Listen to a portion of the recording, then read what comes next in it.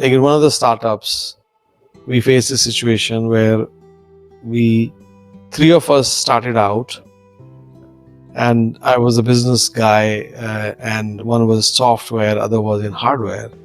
And first we were looking at doing a chip, semiconductor device, and then we switched to purely software. Then the semiconductor device expertise guy had no role to play.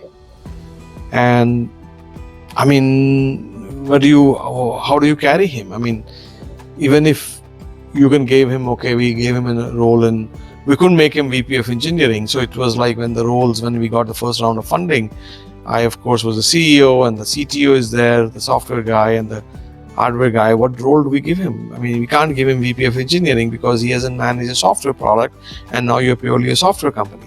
So we try to give him a role of VP of operations or something like that, but I think obviously he's not happy. And then, so we had to bite the bullet and tell him that I think it's you have to think about your options and find something else. And of course he was devastated, and he tried to call some of the board members and all that, and but I mean, they all were on board. That's why we did it, but we had to do it. But I think in hindsight, if I were in his place, yeah, I may have been devastated, but at the same time, I think it was the right thing for him and for us. You cannot, I mean, we couldn't have stayed with hardware. There were many reasons why we switched to software. And he was not the right person because he had never built a software. So it's better that he leaves early and does something else than stay around and, after 1 year finds himself that everybody in the company is full of all the software guys and I'm the only odd man out, and he decides to leave, or we kind of fire him a year later. Then he has wasted a year, right? So I think it is one of those things.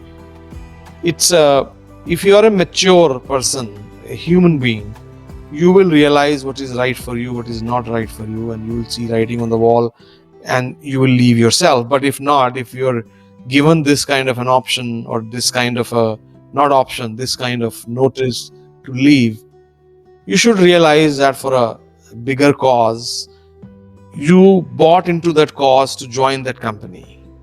Now you realize that you cannot be part of the journey to create that reality beyond your dreams. Better leave and create another reality beyond your own dreams. Hopefully, what you have learned through this journey has taught you enough to be able to become a founder yourself of your next company, right? Sooner you learn this, better it is for you. Some people say that, okay, how about empathy? Of course. It takes a lot more. It is very easy to be kind and empathetic and compassionate all your life to one person that you are looking at. But when you are in a group, are you being compassionate to everyone? You cannot be. Sometimes you have to choose the safety or the longevity or the sustainability of the larger group.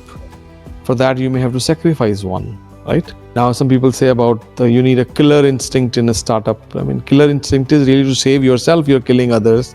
I'm not talking about that. This is not that killer instinct.